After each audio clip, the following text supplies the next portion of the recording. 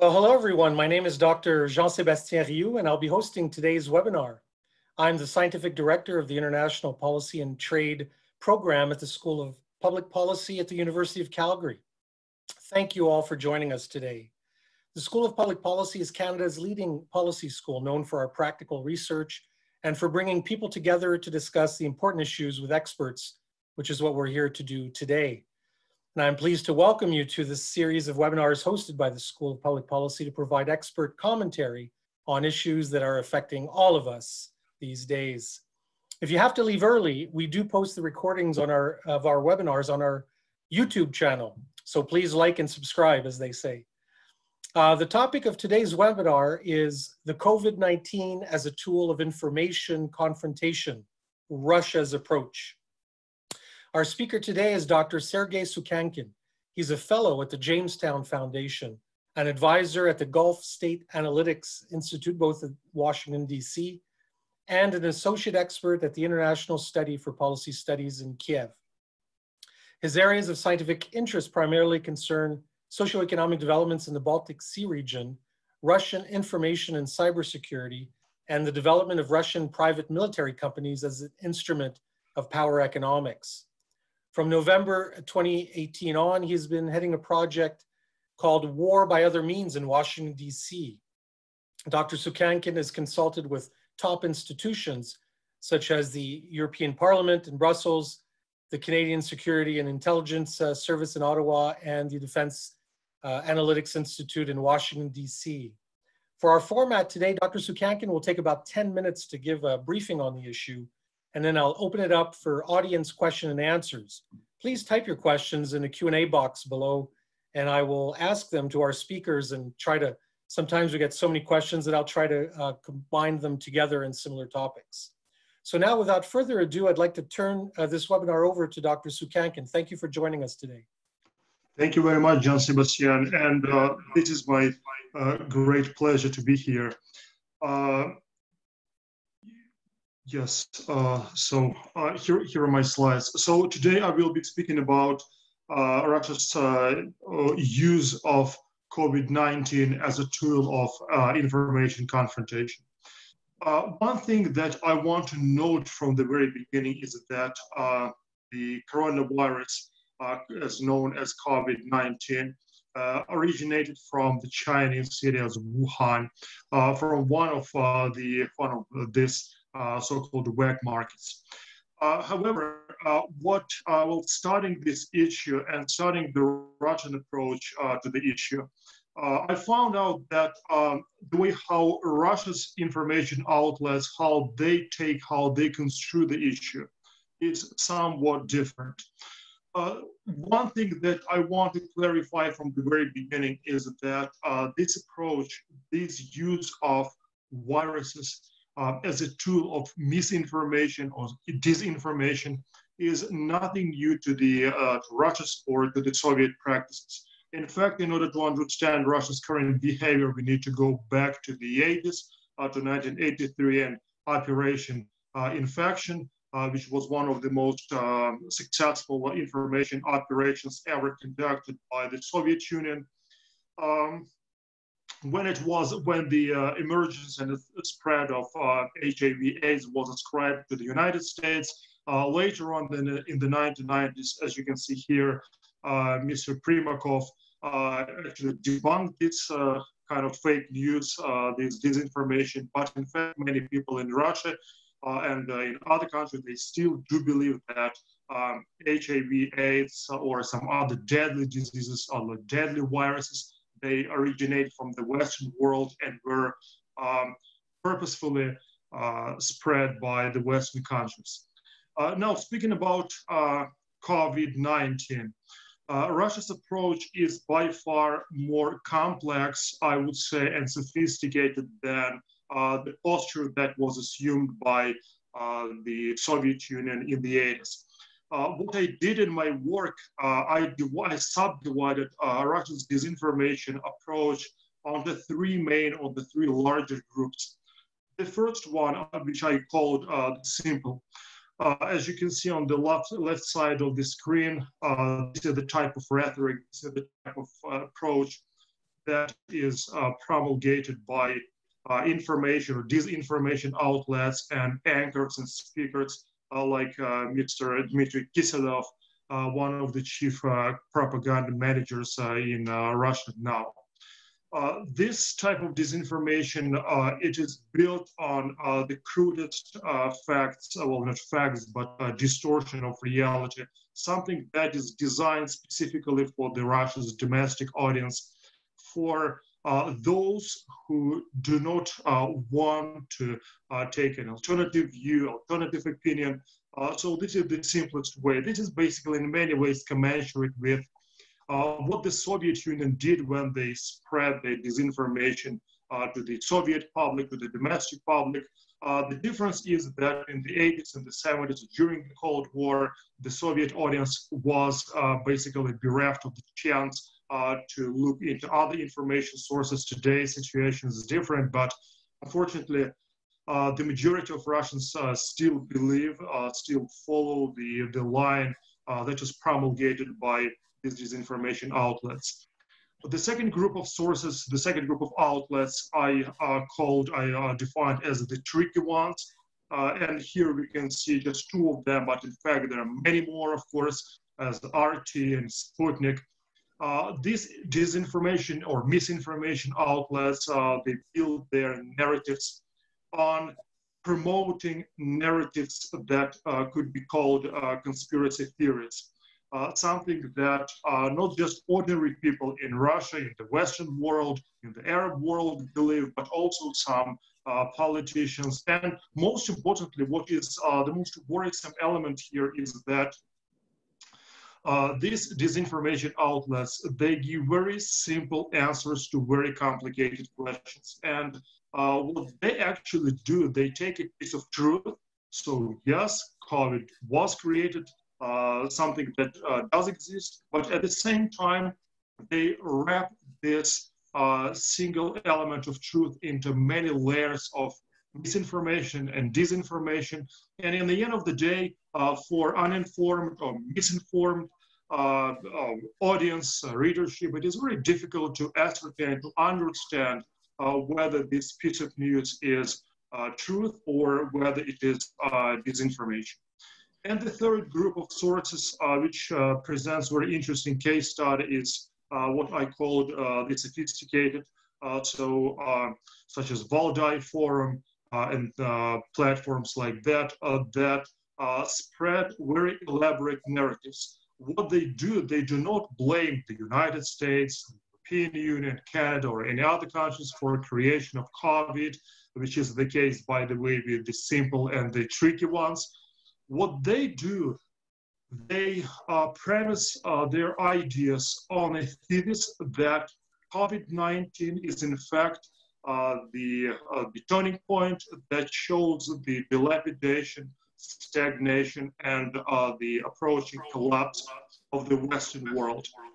And these narratives, especially when they are promoted by notable speakers, notable scholars, politicians, these ideas, they do seem as potentially as a truth, because as we know, all issues related to COVID-19 are wrapped. It's an enigma wrapped into mystery, and no one really knows much about the virus and things related. So. Then why? The main question here is, why does Russia do this? What is the purpose? What are the main objectives that motivate Russia, that spurn Russia into this kind of behavior? Well, in fact, I've identified four main, just a couple of main objectives, couple of main aspects that motivate and make Russia to do what it does.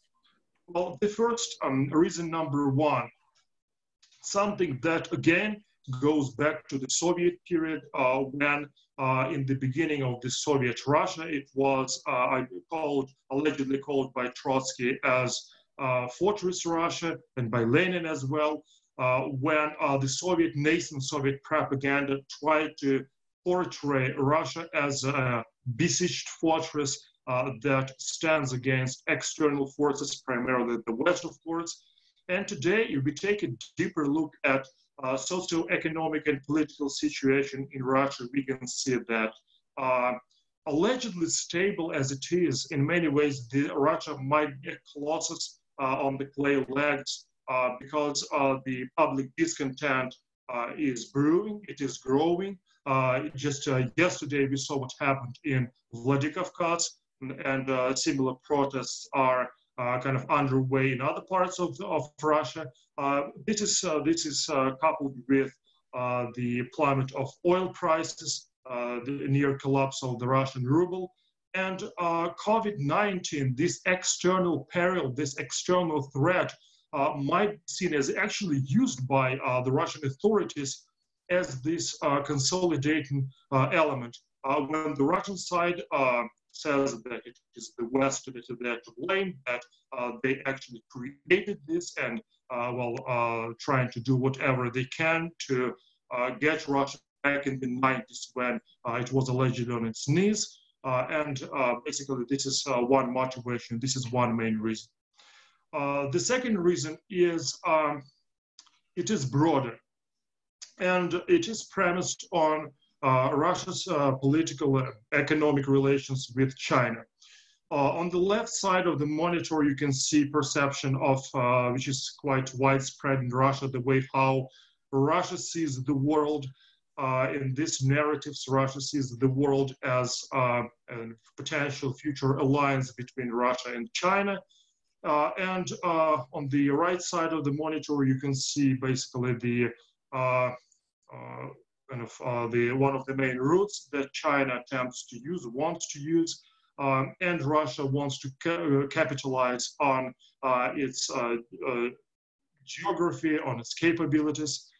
So by saying that COVID-19 is in fact the Western creation, what Russia wants to do, they want to say that China is not there to blame. It is entirely the issue of the Western world. Okay. Now, the third reason that is visible in all leading Russian mass media, something the message that emanates from Russian leading politicians, commentators, observers, is the issue of sanctions, which were introduced in 2014 after Russia's annexation of Crimea in March 2014 and ensued instability on the Ukrainian southeast, primarily in Donetsk and Luhansk oblasts, where basically Russia denies its participation, but based on multiple evidences available, it is quite clear that Russia did and still has something to do with this instability and with the armed conflict that emerged there. So one of the narratives that we can see there is that Russia is saying that under such dire circumstances, maintaining, keeping, preserving economic sanctions against Russia, Iran, or other countries, it is inhumane, A, inhumane, and B, it is absolutely counterproductive. That is why the Western world has to lift the economic sanctions, and basically end of story. The Russian side is saying that the economic sanctions do not affect Russia in any way. In fact, what they maintain, the idea that they maintain is that the sanctions are actually helping the Russian economy.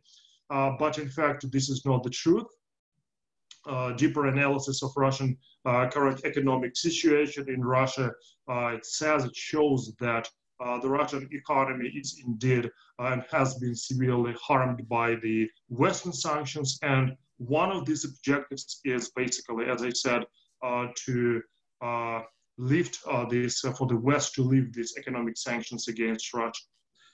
And the fourth main reason, the fourth main idea, and I think this is the cornerstone in many ways of Russia's whole policy, and the reason why Russian propaganda is so popular within Russia is deeply rooted anti-American sentiments that have been there for decades. In fact, it's very difficult, it's very hard to blame ordinary Russians because many of them, many of those people who come who are baby boomers, older, somewhat younger, they were brought up on this anti-American, anti-Western propaganda. And today, to ignite or reignite these anti-American feelings in Russia, this is basically not very difficult for the Russian disinformation outlets. In effect, if we analyze Russian history starting from 1991, we could see that this anti-American propaganda, anti-Western propaganda was stopped only, kind of abided between 1991 to 1997, 1998 probably, and then there were several waves, several episodes of anti-American propaganda, so it did not die down completely. That is why today, and especially after 2014, it is quite easy for the Russian government, for the Russian disinformation outlets to do what they do, and at the same time remain successful at what they do. Well, thank you. This is basically my presentation, and now I look forward to your questions. Well, thank you very much. My system is telling me that I have unstable connection. Can you hear me, Dr. Sukhankin? Yes, yes. Okay, great. So I really appreciate your presentation. And one question to get things started, and don't forget that if you look to the bottom of your Zoom screen, you have a Q&A bubble. So if you're listening to us, please send in your questions. But you've outlined the reasons why Russia would be doing this, but how successful are these operations on the Russian people themselves? For example, you mentioned that this is not the Soviet times, this is not China, this is not North Korea. Russian citizens do have the internet and they do have access to information. So how effective are these on the Russian people themselves in consolidating, for example, Mr. Putin's power? Thank you, Jean-Sebastian. Thank you very much for this question. In fact, this is a very perplexing topic for myself as well, because today, as you rightfully said, there is a huge gap, there is a huge difference for the Russian audience to get information. So today we can diversify our search. It's not just a single agency, but in fact, I have to tell you that this line, this disinformation is quite, I would say, successful because many people, as I said, in Russia, many of them still harbor these anti-American and anti-Western sentiments. And at the same time, given amount of propaganda, given amount of positive information about China, China is actually presented in Russian media by Russian scholars as an exemplary model for the Russia where state capitalism can be somehow connected to authoritarian style or a non-democratic style, whereas the Western world is presented as morally stagnant, economically decrepit, dilapidating. Yes, indeed, this is a huge, puzzling question because, as I said, on the one hand, the Russian audience today, they do have this opportunity to, they have this access to other sources, but in fact, this propaganda remains very successful because many people still believe to what they see from the screen, from the Russian state-sponsored, media state-sponsored information outlets, and I think this is one of the main, precursors, or one of the main tools that allow Russia's disinformation to be as successful as it is. Okay, well, thank you. And so one of the questions that is posed thank you for your questions, by the way, audience members. So the ultimate outcome for Russians, therefore, is to break up the West and break up Western unity. Would you say that is behind all this? Yeah, well, I would say that yes, of course, it's unachievable as for now. And the Russian side, the Russian propagandists, they do understand that using COVID toward this objective is impossible. but they certainly, what they want to do, they want to undermine trust and belief of the Western people, of the Western society in their institutions, and by doing so, of course, to undermine internal stability and internal institutions in the Western world. To break up the Western world, this is something, as I said, this is unachievable, realistically speaking. But of course, Russia does want to take this chance. Right, and so in order to do this, we've all heard of the Russian troll farms. I think the biggest one is headquartered in St. Petersburg. So are they doing sort of all three of the tactics you described, or are they pushing out sort of more of the cruder form of disinformation? What is the role of these troll farms in this COVID-19 situation? That's a great question. I think that the role of troll farms is less visible now because, in fact, the majority, the message is designed for the Russia's domestic audience. And not many Russians use or rely on Twitter. So I think the pivotal role should be ascribed to the state-sponsored information outlets. This is one of the most effective and efficient tools for now, as for now. For the Western audience, yes, definitely, the Russian side is using the Twitter, but also RT, Sputnik, and other multilingual channels of communication of disinformation. Very interesting, and so we understand that many countries have these so-called think tanks that might be associated with or funded by Russian organizations.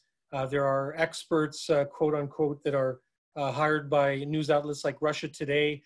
So what is the extent of Canadian or American or Western networks in general, in individual Canadian citizens or American citizens that participate unwittingly or willingly in these operations?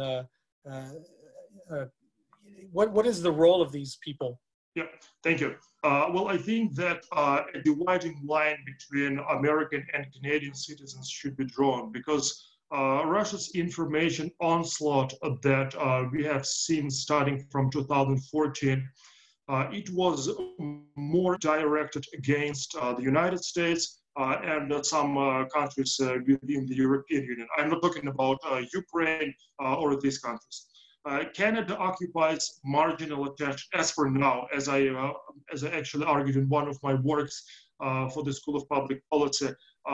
Canada for now occupies marginal attention. Probably this will be the case, but probably later.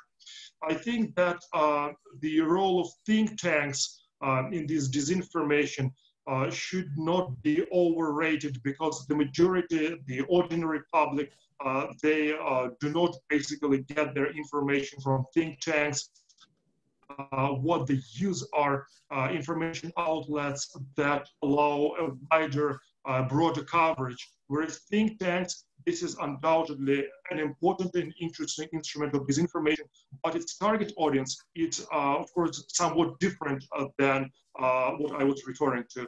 Think tanks are primarily related to educated or very well educated members of Western society, policymakers, experts. Interesting. And so how does that play with, among the leaders? One of the questions by one of the audience members here asks about for example, the Orban-Putin relationship. We also see there are a few world leaders who seem still to downplay the danger of COVID-19. Brazilian president comes to mind, for example. So how do the geopolitics play out on these topics? Well, thank you very much. That's a great question.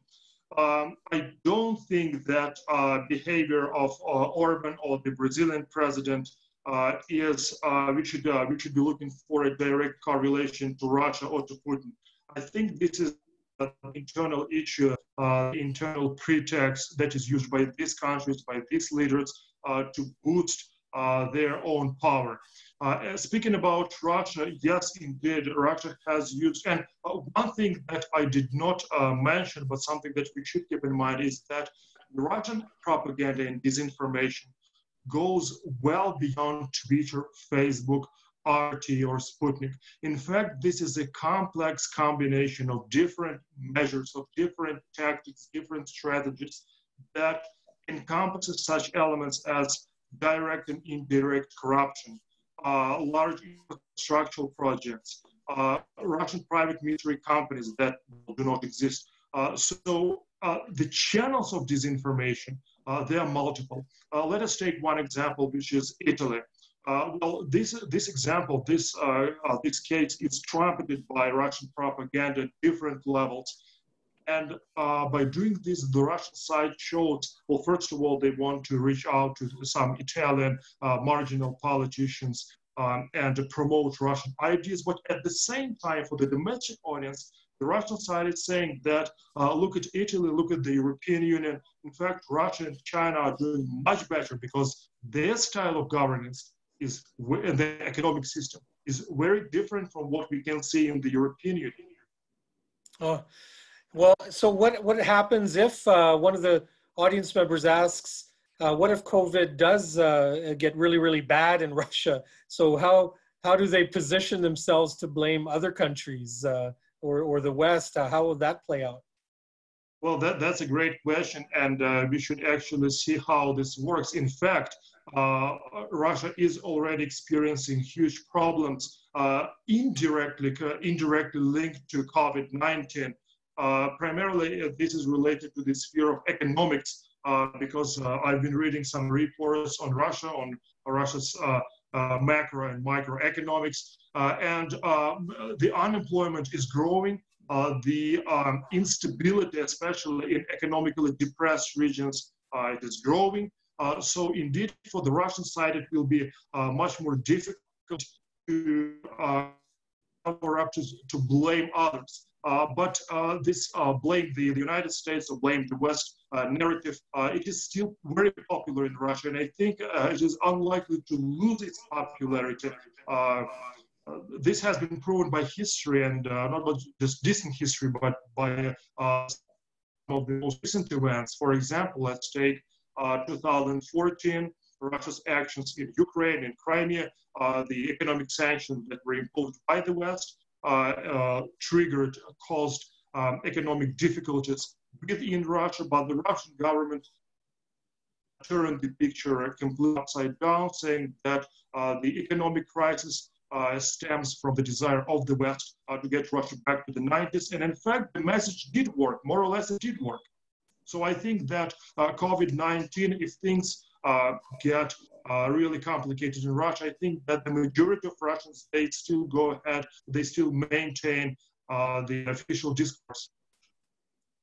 Well, that's a very interesting take, because if the constant in Russia is to blame the West when things go bad, there's an interesting phenomenon that appears to be that it seems that a lot of right-wing parties around the world are more receptive to the Russian talking points, to the Russian position.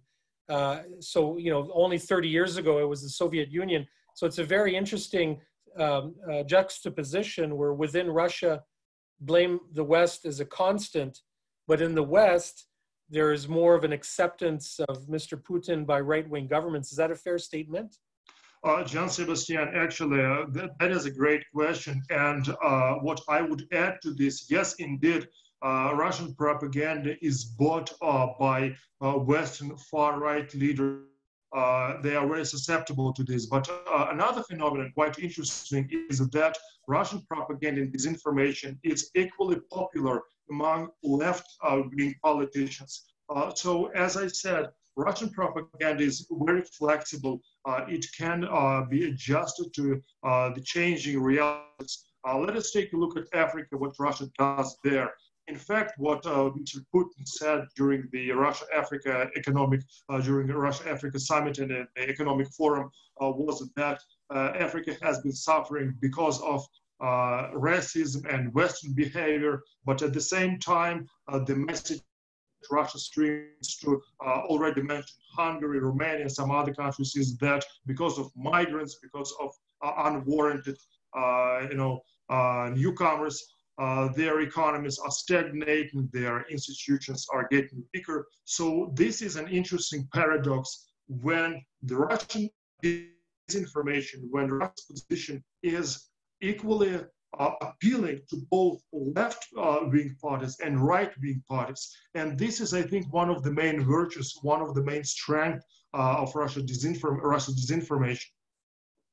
Well, and there's I would like to close on a non-COVID question, but very closely related to that by one of our listeners that is worried about YouTube and other social media propaganda aimed at North American teenage boys and potentially radicalizing them. Do you think that these tools are just to further destabilize the West, or is there a longer term objective in putting out that social media YouTube content aimed at teenage boys? Thank you very much for this question. Well, I think that being a relatively new social media, YouTube, and the most, if I'm not mistaken, I think this is the most popular social media in the United States and in North America. Indeed, Russia's attempt to radicalize, to destabilize the Western world through the use of new platforms, through the use of new technologies, should not be downplayed. I still believe, I think that, I hope at least, that this will not have a far-reaching, far-going implications because the Western world, the United States, Canada, and mostly the United States and Canada, they are not susceptible to Russia's propaganda and disinformation. I think that Russia will continue using these methods, these tools, and as I said, they will be matching and combining these tools with other strategies, with other media, because this is when you achieve the maximum result. YouTube on its own or Facebook on its own, this is a relatively big element. By using this, you cannot destabilize the whole society, especially the Western society.